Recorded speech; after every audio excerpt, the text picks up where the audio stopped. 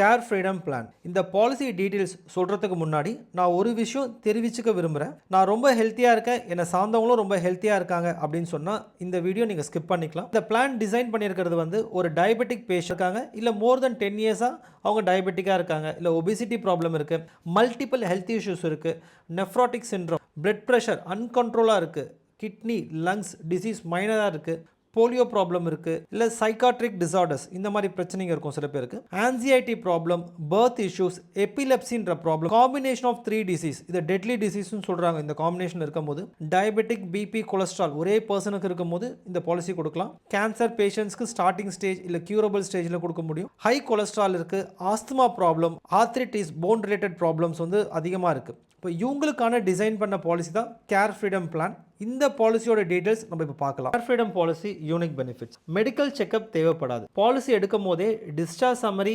Prescription, recent test இது எல்லாமே கம்பெனிக்கு சப்மிட் பண்ணுற மாதிரி இருக்கும். கம்பெனிக்கு தேவையான எல்லா இன்ஃபர்மேஷனும் ரிப்போர்ட்ஸ்லேருந்து எடுத்துப்பாங்க. ஒரு ஃபோன் கன்ஃபர்மேஷன் மட்டும் எடுத்துட்டு ஃபோன் கன்ஃபர்மேஷன் பிறகு பாலிசியை வந்து என்ஃபோர்ஸ் பண்ணுவாங்க சர்டன் கண்டிஷனில். ஆட்டோமேட்டிக் ரீசார்ஜ் கொடுத்துருக்காங்க. ஆனுவல் ஹெல்த் செக்அப் இருக்குது, நான் மெடிக்கல் பில்ஸ் கவர் பண்ணுறாங்க, கம்பெனியன் பெனிஃபிட் இருக்குது, நம்ம ப்ரீமியம் ரெடியூஸ் பண்ணுற ஆப்ஷன் கொடுத்துருக்காங்க. ஹெல்த் கண்டிஷன் அதிகமாக இருக்கும் போது இந்த பாலிசி சூஸ் பண்ணலாம் அப்படின்னு கம்பெனி சஜஸ்ட் பண்ணுறாங்க. Plan conditions. Minimum entry age வந்து பார்த்தீங்கன்னா 5 வயசுலேருந்து பாலிசி கொடுக்குறாங்க. 3 lakh and 5 lakh சூஸ் பண்ணலாம். 46 இயர்ஸாக இருந்துச்சுன்னா 7 lakh and 10 lakh சூஸ் பண்ண முடியும். ஃபேமிலி ஃப்ளோட்டர் ஆப்ஷன் இருக்குது, பட் ஃபேமிலி ஃப்ளோட்டர் ஆப்ஷன் தேவையான நம்ம யோசிக்கணும். ஹெல்த் கண்டிஷன் அதிகமாக இருந்தால் இந்த பாலிசி ஃபேமிலிக்கு எடுக்கலாம். 91 டேஸ்லேருந்து பாலிசி கொடுக்குறாங்க. ஆனால் மினிமம் 18 வயசு ஒரு மெம்பர் வந்து ஆட் ஆகிருக்கணும். 3 lakh and 5 lakh சூஸ் பண்ணலாம். இதே 46 வயசில் ஒருத்தர் ஆட் ஆயிருந்தாருன்னா 7 lakh and 10 lakh வரைக்கும் சூஸ் பண்ண முடியும். சைல்டுன்னு சொல்லி மேக்ஸிமம் 24 இயர்ஸ் வரைக்கும் கன்சிடர் பண்ணுறாங்க.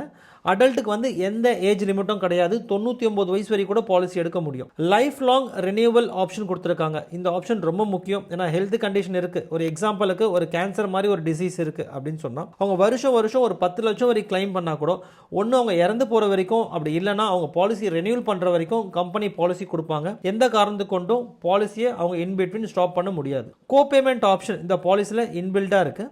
எந்த ஏஜ் குரூப்பாக இருந்தாலும் 20% கோ பேமெண்ட் அவங்க பே பண்ணணும்.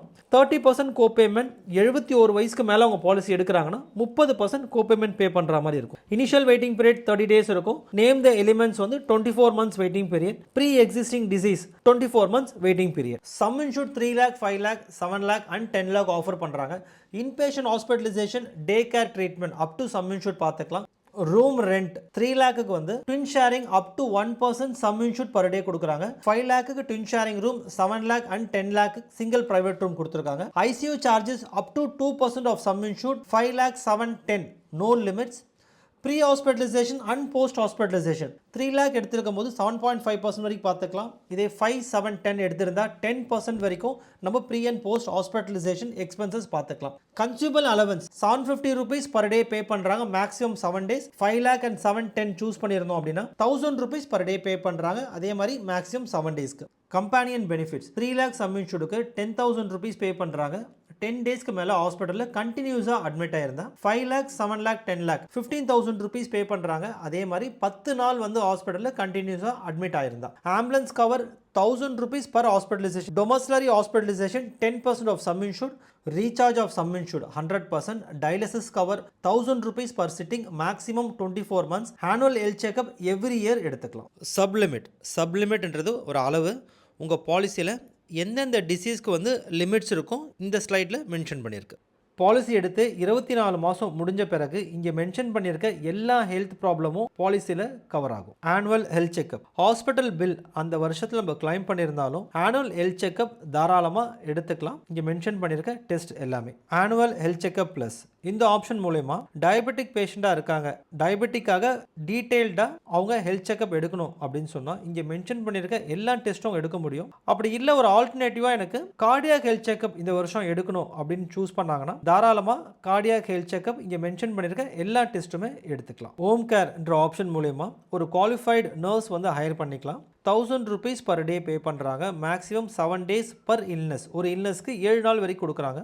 அந்த வருஷத்தில் அந்த மாதிரி ஒரு 45 நாள் வரைக்கும் யூஸ் பண்ணிக்கலாம்.